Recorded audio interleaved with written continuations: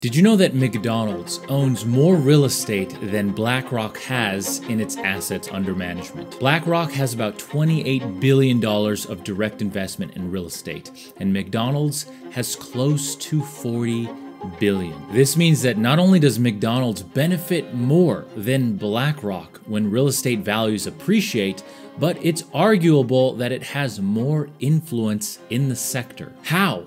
How did a fast food restaurant go from just a few locations in San Bernardino County to a global real estate powerhouse that rivals the giants like BlackRock? Well, it did it slowly, methodically, and with great strategy, but it also did it in the midst of betrayal and lies. And today, I want to tell you that story because not only is it an interesting story, but it's a story that you can learn from and draw from in business and in strategy. And it's a story that you can learn from as well on how to avoid things like betrayal, because it's a story with broken promises, which has led to the loss of hundreds of millions, if not billions of dollars for some of its key members. So with that said, as always, my name is Derek and I got my degree in finance, so you don't have to. Let's talk about how McDonald's became not just a fast food empire, but a global real estate powerhouse.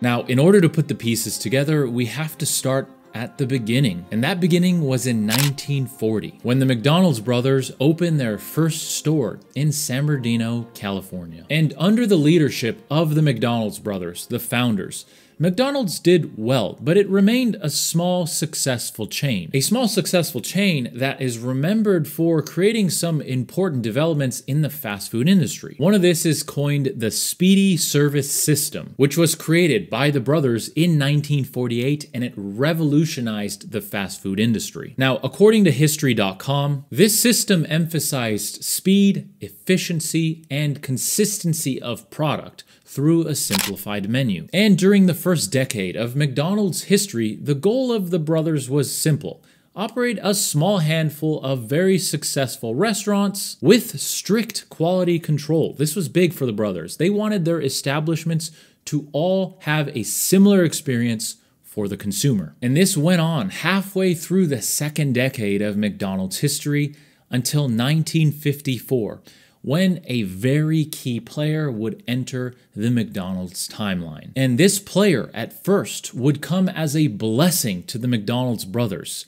Yet, as we progress through this story, you'll see how the lies and betrayal unfolds directly because of this member. And that would be no other than Ray Kroc. At the time, he was just a traveling milkshake machine salesman, but he chose to visit one of the McDonald's locations because he was fascinated that the brothers had bought 8 of his machines. And when he arrived, he was fascinated, not just with the efficiency, but with the long customer lines signifying extreme demand for McDonald's. And this is the point in the story where McDonald's went from being a small family-owned chain to a globally dominant fast food empire. And that's because of Ray Kroc. He saw a massive franchising opportunity with not just their business, but with their speedy system. So he pled with the brothers, not just to bring them on board, but to allow him the rights to franchise these restaurants. And after some time, the brothers agreed. And the agreement at the beginning was nothing crazy. Ray Kroc would be able to franchise the restaurants and take a percentage of the profits, while allowing the brothers to retain control over efficiency and quality, which they were big on. However, this deal is where you start to see signs of tension, distrust, which would eventually lead to betrayal. The brothers' strategy for growth was conservative, much more conservative than Ray wanted. And this caused a vision clash between Ray's vision for expansion and the brothers' vision to remain small and control quality. And because of this, Ray Kroc attempted a power grab. Frustrated with the perceived lack of ambition from the McDonald's brothers, Kroc attempted to take full control of the business. And he attempted to do so until 1961, where finally, he negotiated a deal with the original brothers to buy out the rights in entirety. Now, the deal stipulated that he would buy the rights to the name as well as the Speedy system in return for $2.7 million. This amount was calculated exactly that each brother would end up with $1 million after taxes. And just for perspective, in today's dollars, that's just a little under $10 million for each brother. So not a small amount by any stretch of the imagination. And on the surface, the deal looks fair. The brothers get paid out handsomely, and Ray Kroc takes all the responsibility and all the risk for continuing to grow McDonald's. But underneath this deal is where major betrayal and lies took place. According to biography.com, Ray Kroc had promised the brothers to give them a 1% royalty on all future profits, a number which would now be worth hundreds of millions of dollars, if not billions. Yet, to the dismay of the McDonald's brothers, this part of the deal was nothing more than a handshake deal. It was never put in the purchasing contract. And because of this, that promise to give them 1% royalty on all future profits was never fulfilled. And because of this, the original brothers have claimed that they were cheated out of hundreds of millions of dollars. And on top of this, the next major insult, the next major betrayal was that Ray Kroc opened up a McDonald's right across the street from the original location. And because he had the rights to the name, the McDonald's brothers had to change the original location to the Big M. And of course, this name was not as powerful as McDonald's at the time, which means that after some time, that original location went out of business. And of course, looking back in time, hindsight is always 20/20. But the fact of the matter is this betrayal led to the McDonald's brothers not being able to share in any of the financial prosperity that McDonald's brought. And some might even say that they were even sidelined completely from the success of their own creation. But legally speaking, the contract was signed and the rights were sold, which left them with little avenue to try to fight this decision. Ray Kroc's ambition and desire to expand at all costs, in a sense, left his two former business partners in the dust. But this story is not about McDonald's as a fast food chain.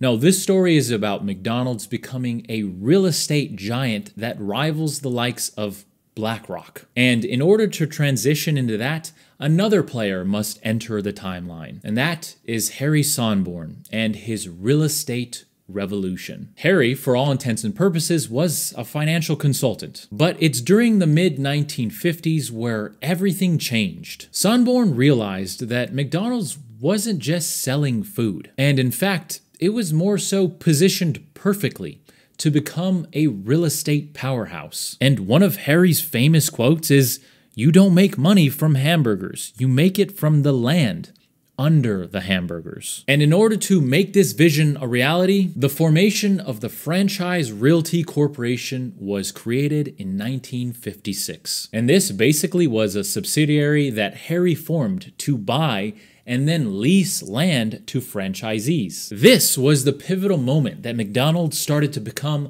the massive real estate powerhouse that it is today. And that's because this shift in how it franchised its locations allowed McDonald's to create rental income. And not just any rental income, but long-term 20-year contracts with franchisees. And the reason why this works so well is because no matter the economic environment, whether the franchisees sold a lot of food or not a lot of food, they owed McDonald's not just royalties, but rent. And one more key thing, by owning the land and then in the future owning the buildings, it allowed McDonald's to control quality. Because if a franchisee fell out of line, well, they don't own the land or the building. McDonald's does. And they could simply take it over and run it under its corporate structure. And now, again, looking back, we can see how well this worked out. In periods of recession, when food sales does shrink, like in 2008, the rental side of the business still generates consistent income for the McDonald's Corporation. But yet again, like before, in this McDonald's timeline, we run into tension. The tension this time around was now between Harry Sonborn and Ray Kroc. Despite a lot of McDonald's fast growth up until this point, rightfully attributed to Harry, Ray Kroc and Harry had a disagreement on how to expand further. One thought a recession was imminent, and the other thought that it doesn't matter and that they should push harder and grow faster. And according to fastcompany.com, because of this reason, Harry resigned as CEO in 1967, with Ray Kroc returning to the helm. But this second layer of tension and distrust between two major executives was less impactful to McDonald's future because at this point in the story, McDonald's was already that snowball rolling down the hill. Its growth was unstoppable and it was, in a sense, much too big to fail, especially over something like tension. Which means with Ray Kroc back under the helm between 1967 and today, McDonald's has only done one thing, and that is expand rapidly. And today, because of these strategies that were implemented over 50 years ago, McDonald's owns over 45% of all the land that it has locations on, and it owns over 70% of all the buildings it has locations in, regardless of whether they're corporate-owned or franchisee-owned. And this means that today, McDonald's has a real estate portfolio approaching $40 billion. This means that the real estate portfolio that McDonald's has is over $10 billion larger than the assets under management when it comes to real estate that BlackRock controls. And everyone talks about how BlackRock is this massive, influential organization.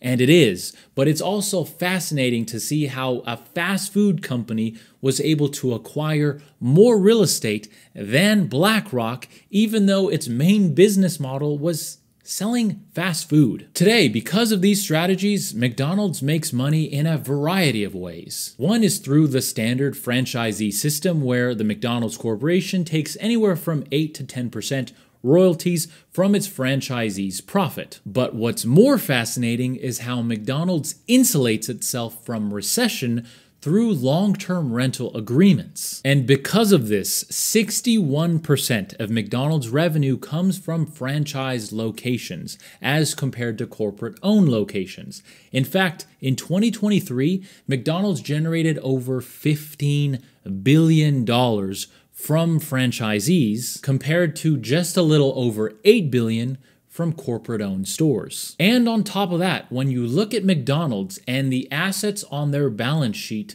real estate makes up over 99% of it. And because of this real estate-heavy strategy, according to 4-Week MBA, in 2023, about $8.4 billion in net income was directly driven by its real estate strategy. Which means next time you drive by a McDonald's or stop for a burger, just remember that in reality, you're not really buying a burger from a fast food restaurant.